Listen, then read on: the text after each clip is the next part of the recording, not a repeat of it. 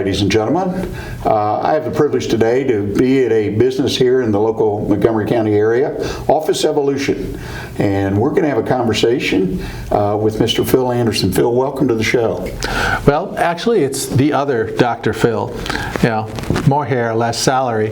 But I'm a chemist for the last 35 years that I've worked not only nationally but internationally. Worked for a little company called Ciba, which then became Novartis, which then became Huntsman Chemical, and we here have gone off, and my business partner and I have decided to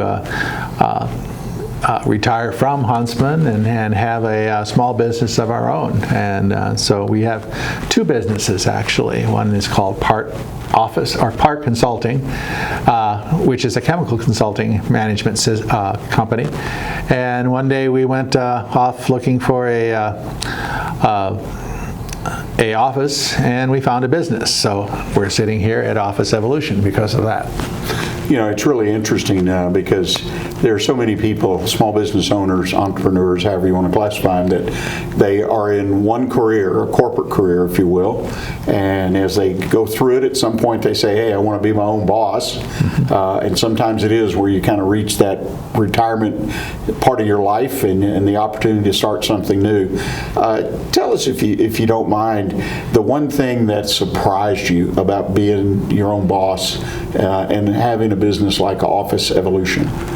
One of the things that did surprise us, I think, a little bit was the degree of detail that you have to know, okay, of lots of things, okay. It's not just in the corporate world. We had one function or basic function that we did, you know, that was our job, and you move from different jobs, etc. But here you have to wear all the hats all the time and be able to handle all the issues that come up, the surprises, you know, all those types of things. So, well, there is a commonality to every business. You know, you got this, you got that, you got it. A lot of similarity, even though each business, of course, is unique, each product and whatnot. Before we go further, though, I want to kind of wind back, and if you could kind of tell the audience, where did you come from? I mean, you mentioned you worked in the chemical industry. Mm-hmm. Where did you start out in business? What kind of position did you have? Well, I started off coming out of graduate school. I'm an Aggie that got recruited by Dow Chemical Freeport, and so went to Dow Chemical and started off my career down there. Finished writing up my dissertation, and while I was at Dow, and then back in 1985 there was a step back in business, and so I was given the opportunity to find new grounds to work in, and so ended up out in California working out there, and then finally came back here in I guess it was 89, and or came back over this way in 1989 and joined a company called Ciba Geigy. Started off as basically a group leader in a chemical laboratory process development group, which scales up the laboratory findings and makes them into the manufacturing size. And so you have all the bits and pieces that go into expanding from the discovery all the way up to the manufacturing and maintaining the manufacturing, which this fitted very well with my previous, we'll call it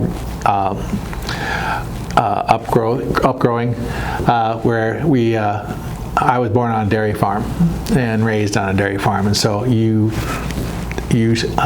planted in the spring and you harvested in the fall, and you had your chores and you did all the different functions, etc. So it was really kind of fell into that, and just really enjoyed the chemistry and everything that goes along with that. And so did that all the way up through the time that I was with Huntsman, and then retired here back in 2014. So, you know, you mentioned being raised on a farm like that, and a dairy farm, very active type of farm. Every day you milk the cows. Yep. But that had to teach you something about business. because you were in a business, and I assume your father, mother, whatever, were actually running the business, but a great opportunity to learn about business. Oh, it was. It taught you a lot about, about cash flow and about, how you risk taking, because, I mean, when you plant the seed in the spring, there's no guarantee that you're going to have a harvest, so, and what do you do when things go south, and how do you cope with those type of things? And so, yeah, it did lead to having those kind of learning lessons. Right. So to fast forward to today, or back in 2014-15, Office Evolution, I understand from talking with you that it's a franchise operation. Right. But tell our listeners just briefly, what is Office Evolution? Well, Office Evolution is really a franchise organization of independent franchisees. They own and operate their own stores locally or locations. And there's 70 of us at this point in time. This began as a franchise back in 2003, was out of Denver, and it was in 2013, 2014 was taken to the franchise mode, and since then we've expanded to about 70 different locations. Although we're independently owned and operated, we work underneath a loose corporate umbrella that gives us commonality between the different locations, and so you'll see that when you're in one office location, you're very comfortable with going to one of the other office locations, whether it be in San Diego, Boston, Seattle, or Tampa. So it's because of the business model that we have, and it's called Ohana, which means big family in Hawaiian. And we really are a big family here at Office Evolution. It's how we treat our people and our members. They are part of our family. And so we work with folks when they come on hard times, as we've seen here in the COVID crisis. We help them, and we anticipate that they will be working with us in the future to recompense that and make sure that everybody has a win-win situation. So we're really looking forward to, and we've had really looking forward to how it ends up here. It's a challenge. I won't say it isn't, because when you have a business that's only 1 year old, you're still struggling at this point in time to make ends meet. So, and we all do when we're at this kind of thing. So. It's an interesting philosophy, because I have a background in real estate development, stores and whatnot, but an interesting philosophy. You mentioned using the Hawaiian term for big family. I would think, and just so folks understand, this is, what do you call this? You come into Office Evolution as one of those workspace, or what's the term for this type of facility? Yeah, we're a workspace executive suites model. So we have everything from mailboxes and what we call virtual memberships, where folks use the common area, similar to WeWorks or Regus, and then we have the offices like Regus. So we're kind of that in-between model of a WeWorks versus a Regus. Regus is typically office-oriented, and then we're typically very in the between, where half our members are what we call virtual members or common area members, and the other half are our office members. And then the WeWorks, which is very much we'll call it common area type of co-workspace. So being virtual member means that I have access to space when and if I need it. Yep, and that's on a 24/7 basis, not only here, but at any Office Evolution in the country. and you get your membership bonus, so to speak, or allowance. You get 50% off on membership of other functions such as conference room time or utilization of the receptionist for helping out in business things. We have some virtual items such as iPostal and Zirtual, which are a mail service that can send you all your mail from your business mailbox all the way over to a virtual assistant who can help you with your clerical work. So we have those types of components that we can add at when you want them, and we try to build from the basic mailbox and shared workspace all the way up through a small office to a medium-sized office to a large office. And so we provide that span of growth, and we work with you in that span of growth. And we are very happy to see it, and when you have grown enough that you get your own brick and mortar and you get your own office space on a more permanent basis and move and graduate from here. So it's kind of a little bit of an incubator that helps you grow all the way from step one all the way up to moving on to your own facility. Yeah. Well, that's, and back to what I was saying about the Hawaiian term for big family, it would seem that basically you're a service provider. You're providing me a service, in a sense, the access to different office amenities or services, and then as well as the opportunity to have space when and if I need it, or have a space that's dedicated to me. And as such, I think it's got to serve you well to take that attitude, convey that attitude of big family. Yeah. That you're going to help me on part of my business, whatever it might be, that I may not want to spend a lot of time having to worry about it. You take that load off with a virtual assistant or whatever, and I can build my business and focus on that. Right. We actually pride ourselves on the fact that we bring your members or clients to your door, and the only thing that you have to worry about is doing business with them, and we take care of the rest. We're that back office, we're that rest of the family that helps out in the harvest or whatever it may be. So. Well, it's an interesting concept, one I think that, and let's talk about it. I mean, you and I and millions of business owners have gone through this pandemic, this COVID, whatever anybody wants to label it, but the bottom line was for 2-3 months, regardless of where you were in the country or even around the world, you've been shut down. All kinds of businesses were basically, and there were a handful that were essential that kept running. What was the impact on your business, the folks that use your services and rent the space from you? Well, we were quite lucky from that standpoint because we are a certified mail service provider, so we were considered essential from that standpoint. So we technically did not shut down completely. We did have reduced hours because of it. We had many members that decided to stay home during we'll call it the initial 6 to 8 weeks, and are just now coming back on board. And then,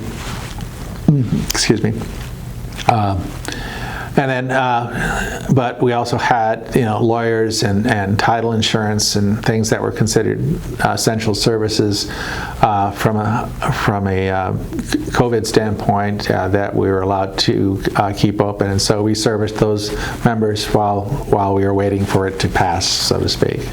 So you were able to keep open, partially open, right, and provide your services, which again, if I was thinking about as a business owner and I was looking at the beginning of space that was flexible and services that could help me out so I can focus, and the idea that you were able to continue during this pandemic or COVID-19 would be a real plus, I think, going forward.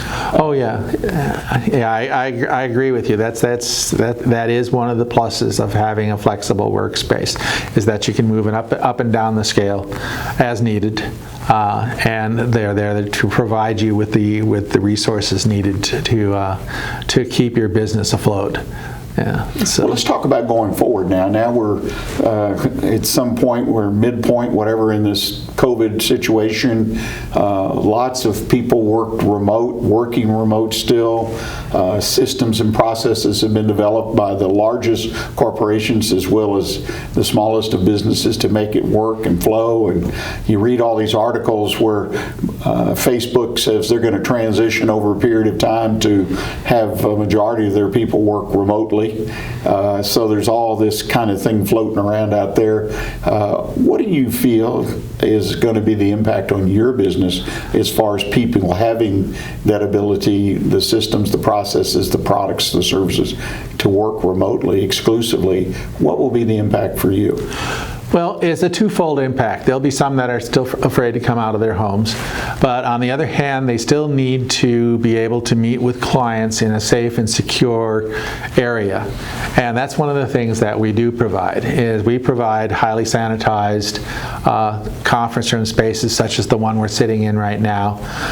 We follow COVID-19 practices of social distancing. And we have common areas where at this point, we still wear masks and provide how would you say it, a limited number of people access to the common areas. For persons that are what we call our virtual members, we actually, because of our situation here, we actually moved some of them into the micro offices. We spread out all our common area desks and lounge areas such that we can keep a proper distance. So, as well as providing that, we'll call it the conference area, and as well as teleconference requirements needed to provide for we'll call it the COVID type of situation. On the reverse side, you have large companies that have sent everybody home, okay? And they're packed in their home, and it is not a place to meet customers, and so those larger companies will be needing spaces where they can meet customers face to face, or have a small Zoom meeting where they have 2 or 3 of their folks tied in and can come together. And yes, you can do that at home, but if you want to have any discussions or where you are working together and collaborating together, a lot of times that is best done when you are face to face. And this provides a safe haven for that type of practice. Yeah, I will tell people that coming to your facility today, I'm super impressed with the safety measures that are, in fact, they're non-intrusive, but they all make sense based on what I've seen and read. So you do have best practices going on here for those that might be concerned, or because everybody has a different level of concern about what's going on with the COVID. Well, let me ask you, so what's next for you folks? I mean, you're like the rest of us, your business. It sounds like you've got a new market maybe with the larger corporations. What do you see over the next 6 to 12 months and beyond for your business as far as will it look like? Well, we're going to see a lot of differences of businesses retracting. Okay, they're not going to come back up to their normal speed. Okay, they're going to need new facilities because they can't either afford the expense of the old facility or not. So that's one we'll call market that we're looking at very strongly because we can provide that interim service while they retrench themselves and move forward again. We have business coaches on site as well. We've got a couple of business coaches that are here that can help those folks on a one-to-one basis. We have things like a podcast room where when it comes to the advertising, in this day and age, it's not just good enough to just advertise. You really have to be an expert in your field, and that's one way of getting that message across. And so we have podcast capability for our members, and then also for non-members, and it's available for all. But of course, the members get the 50% off. So it's to their advantage to be a member. We also are looking at, like you said, we're targeting the larger corporations and saying, hey, we've got this capability. It's probably to your advantage if you're in different parts of the country to have this capability of moving in and out of an office space as time permits and as your COVID requirements, would you say, transpose themselves in the future. So that's kind of where we're coming from in terms of those major focuses of moving forward and providing services to our members as well as our potential members. Sounds like your future might be brighter than a lot of folks, with opportunities that those of us in the business world need. Well, we're hoping that is true. We do struggle as well, so it's not a given thing, because we're out here and off of 1488 and Old Conroe Road, so we're on the edge of the woodlands. We're not in the middle of the woodlands, and so that does have some impact from a demographic standpoint. And so it's how people are feeling out here. This is Montgomery County, and there's more of a can-do spirit here in Montgomery County than there is, unfortunately, with my friends over in Harris or some of the other counties in the state, and much more can-do philosophy than other areas, even other office evolutions at this point. So, but we try to move forward together as a group and maintain the same level of services, etc. And that's what we're here for. So when you go from here to San Diego or Seattle, you're going to get the same level of service. Again, opportunity. I think you got a wonderful location. You and I touched on that because the amenities that are here in this business area, right? I mean, you mentioned you have 6 restaurants right here in the building complex that we're in. You've got pharmacy, you've got this, that, all kinds of things that if I was in an office space and be able to access those type of things, that is a real plus. Yes, and that is actually one of the reasons that we chose this location, was the fact that we were going to have those amenities. And we really like the fact that the 6 restaurants are here, the other boutiques and areas are here, the gym is here, the pharmacy, just some of the fun things to do in life are right here, and it's not that far away from all the new homes that are being built here in South Montgomery County. This is probably demographically one of the hottest spots for real estate in the state of Texas from that standpoint, because of its growth to the west and to the north, out of the woodlands into the next level. So. Well, Phil, I deeply appreciate you taking time. I appreciate you sharing with me your facility. If people want to get in touch or find out more about Office Evolution, what's the best way for them to do that? Well, the best way for them to contact us is go to our website at www.officeevolution.com/location/woodlands, or give us a call at 936-321-1150. We'll be here 8 to 5 every day, Monday through Friday, and we'd be glad to have you come on over and take a tour. If you're not comfortable with taking a tour at this point in time, we have virtual tours where we go around and show you all the places and what facilities we have and how we can help you in your business. So multiple ways to get a hold of us, but we'd be glad to show you around. Well, thank you so much. And I would add to that encouragement that if you are looking for office space or some of the services that they provide, at the very least, I encourage you to check out that website. It's pretty amazing. There may be an opportunity for you to expand, to grow, and have a better situation for your business that you might not have thought about. So I encourage you, check out Office Evolution and Phil Anderson. I think you'll be glad you did. OneBestConsult.com, a community of small business owners where you as an owner can find answers to the most pressing business questions you have. Not sure who to turn to when you have a challenge in your business? Turn to the folks at OneBestConsult.com. That's the number one, bestconsult.com, where you can always find advice you can use based on common sense business experience. Join our community of like-minded business owners at onebestconsult.com.